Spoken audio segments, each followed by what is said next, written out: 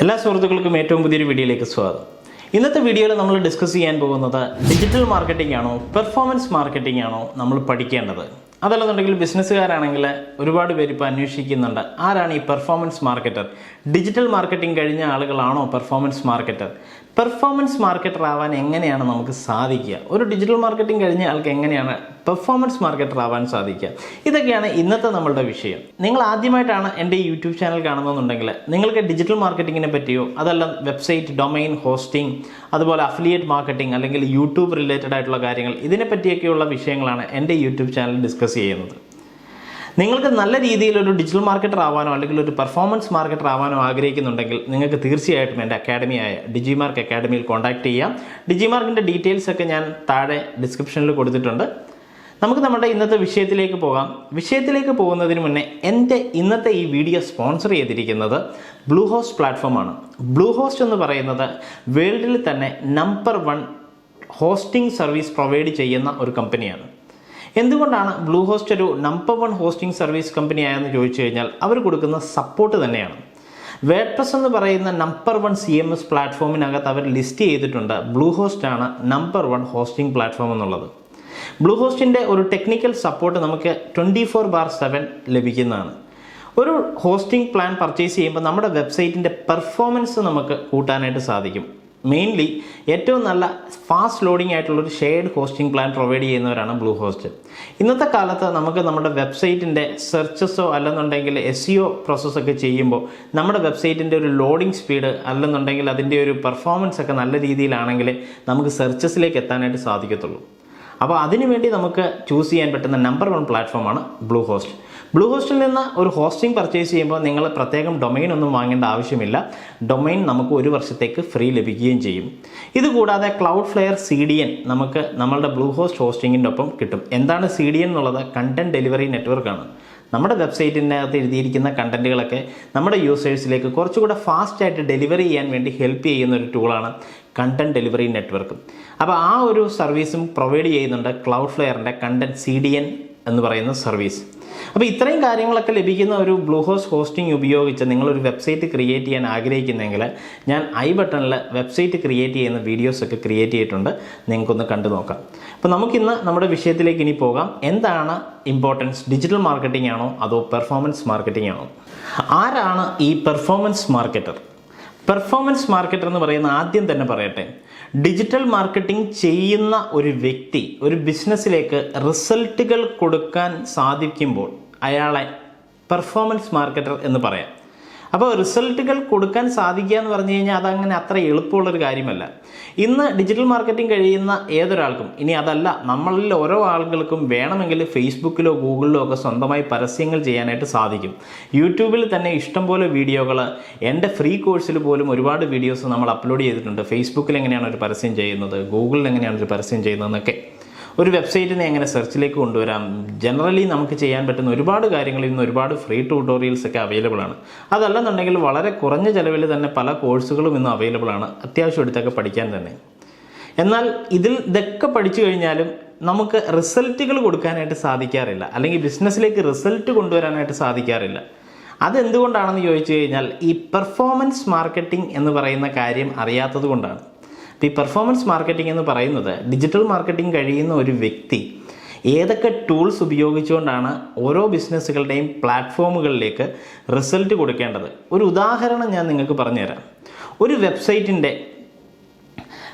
Home പേജിലേക്കോ അല്ലെങ്കിൽ ഏതെങ്കിലും ഒരു പരസ്യം ചെയ്യുമ്പോൾ യൂസേഴ്സ് വരുന്ന ഏരിയ, ആ പേജിലേക്ക് ഒരാൾ എത്തിപ്പെട്ട് കഴിയുമ്പോൾ അവർ ആ പേജ് വ്യൂ ചെയ്യുന്നു, അത് സ്ക്രോൾ ചെയ്യുന്നു, അതിലെ പല വിഷ്വൽസും ചെക്ക് ചെയ്യുന്നു. അതിനുശേഷം മേ ബി അവിടെ ഒരു ഫോം ഉണ്ടാവാം, ചിലപ്പോൾ അവർ ആ ഫോം സബ്മിറ്റ് ചെയ്യാതിരിക്കാം.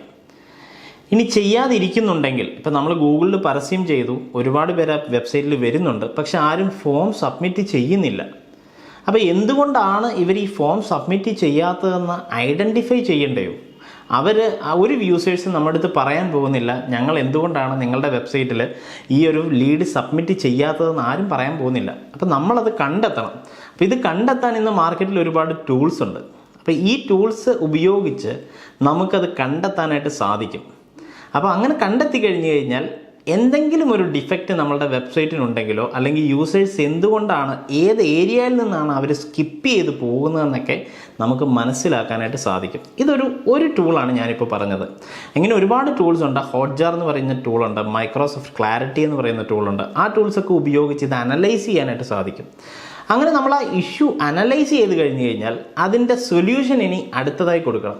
അപ്പോൾ ഈ സൊല്യൂഷൻ എന്ന് പറയുന്നത് അത്ര എളുപ്പമല്ല. കാരണം ഓരോ ബിസിനസ്സുകളുടെയും നേച്ചർ പല രീതിയിലായിരിക്കും. ചിലർക്ക് ഇ കൊമേഴ്സ് വെബ്സൈറ്റ് ആയിരിക്കും, ചിലർക്ക് ലീഡ് സബ്മിറ്റ് ചെയ്യുന്നതായിരിക്കും, ചിലർക്ക് ഡയറക്ടറി വെബ്സൈറ്റ് ആയിരിക്കും, ചിലർക്ക് ബ്ലോഗ് ആയിരിക്കും, പല വെബ്സൈറ്റുകളായിരിക്കും പലരുടെയും ബിസിനസ്. അപ്പോൾ ഈ ബിസിനസ്സുകൾക്കനുസരിച്ചുള്ള ടൂളുകളെ ആ വെബ്സൈറ്റിലേക്ക് അപ്ലൈ ചെയ്യാനായിട്ട് പാടുള്ളൂ.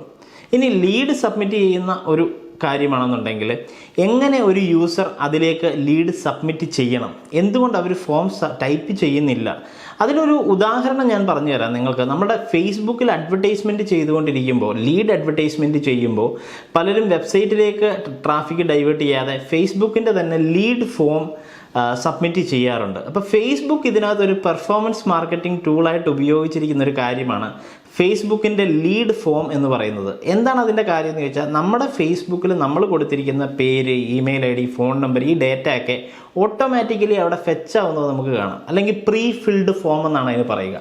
അപ്പോൾ ഈ പ്രീ ഫിൽഡ് ഫോം എന്ന് പറയുന്നത് ഫേസ്ബുക്ക് അപ്ലൈ ചെയ്തിരിക്കുന്ന ഒരു പെർഫോമൻസ് മാർക്കറ്റിംഗ് ടൂളാണ് ആക്ച്വലി.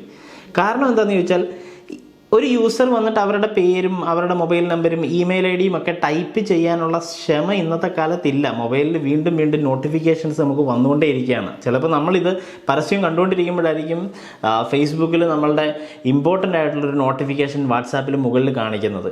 അപ്പോൾ നമ്മൾ ആരും എന്ത് ചെയ്യും, അത് പെട്ടെന്ന് സ്കിപ്പ് ചെയ്ത് അപ്പുറത്തേക്ക് പോകും. അപ്പോൾ ഇങ്ങനെയുള്ള ഒരു സ്കിപ്പിംഗ് മെൻറ്റാലിറ്റി എപ്പോഴും മൊബൈൽ ഫോൺ യൂസേഴ്സിനുണ്ടാവും. അപ്പോൾ അതിനെ ഓവർകം ചെയ്യാനായിട്ട് ഫേസ്ബുക്ക് ഫൈൻഡ് ഔട്ട് ചെയ്തിരിക്കുന്ന ഒരു സിമ്പിൾ സൊല്യൂഷനാണ് പ്രീ ഫിൽഡ് ഫോം എന്ന് പറയുന്നത്, നമ്മളുടെ ഫേസ്ബുക്കിലെ ലീഡ് ആഡ് ഫോം എന്ന് പറയുന്നത്. അതുകൊണ്ട് തന്നെ യൂസേഴ്സ് സബ്മിറ്റ് ചെയ്ത് കഴിഞ്ഞ് കഴിഞ്ഞാൽ വിത്തിൻ മൈന്യൂട്ട് സെക്കൻഡിൽ നമുക്ക് ലീഡ് സബ്മിറ്റ് ചെയ്യാനൊരു ഓപ്ഷൻ ഫേസ്ബുക്ക് പ്രൊവൈഡ് ചെയ്യുന്നു. കസ്റ്റമർക്ക് ആ ലീഡ് ലഭിക്കുകയും ചെയ്യുന്നു. അപ്പോൾ ഇതൊരു പെർഫോമൻസ് മാർക്കറ്റിംഗ് ടൂൾ തന്നെയാണ് ആക്ച്വലി ഫേസ്ബുക്ക് അപ്ലൈ ചെയ്തിരിക്കുന്നത്. പക്ഷേ ഇത് ഫേസ്ബുക്കിൻ്റെ ഭാഗമാണ്. ഇനി ഈ ഫേസ്ബുക്കിൽ നിന്ന് ഇങ്ങനെ ഒരു ലീഡ് ലഭിച്ചു കഴിഞ്ഞ് കഴിഞ്ഞാൽ ആ ലീഡ് ബിസിനസ്സിലേക്ക് കൺവേർട്ട് ആവാനായിട്ട് കുറച്ച് ടൈം എടുക്കാറുണ്ട്. അപ്പോൾ ഇത് കൺവേർട്ട് ആക്കാനായിട്ട് എന്തൊക്കെയാണ് നമ്മൾ ചെയ്യേണ്ടത്, അതിനുവേണ്ടി നമ്മൾ എന്തൊക്കെ പെർഫോമൻസ്, അതായത് പെർഫോം ചെയ്യണം. മാർക്കറ്റിംഗ് പെർഫോം ചെയ്യുമ്പോഴാണ് റിസൾട്ടുകൾ ഉണ്ടാവുക. മാർക്കറ്റിംഗ് ചെയ്യുമ്പോൾ റിസൾട്ടുകൾ ഉണ്ടാവാറില്ല. പ്രത്യേകം മനസ്സിലാക്കുക. മാർക്കറ്റിംഗ് പെർഫോം ചെയ്യുമ്പോൾ മാത്രമാണ് ബിസിനസ്സിലൊരു റിസൾട്ട് ഉണ്ടാവുക. അല്ലെന്നുണ്ടെങ്കിൽ അതിന് റിസൾട്ട് ഉണ്ടാവുന്നില്ല. മാർക്കറ്റിംഗ് ചെയ്തു എന്നേ പറയാൻ പറ്റുള്ളൂ. റിസൾട്ട് ഉണ്ടാകുമ്പോൾ മാത്രമാണ് മാർക്കറ്റിംഗ് എഫിഷ്യൻ്റ് ആവത്തുള്ളൂ. അതിന് പെർഫോമൻസ് മാർക്കറ്റിംഗ് പഠിക്കുക തന്നെ വേണം. പെർഫോമൻസ് മാർക്കറ്റിംഗ് ഡിജിറ്റൽ മാർക്കറ്റിംഗ് പഠിപ്പിക്കുന്നതിനോടൊപ്പം തന്നെ പഠിപ്പിച്ചു പോവേണ്ട ഒരു കാര്യമാണ്.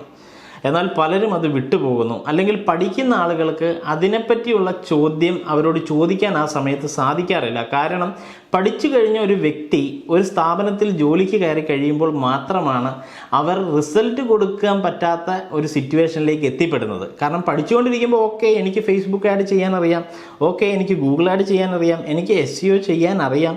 പക്ഷേ ഇത് റിസൾട്ടിലേക്ക് എത്താതെ വരുമ്പോൾ നിങ്ങൾ ജോലി ചെയ്യാൻ പോകുന്ന സ്ഥാപനത്തിൽ നിന്ന് നിങ്ങൾക്ക് പ്രഷർ വരും.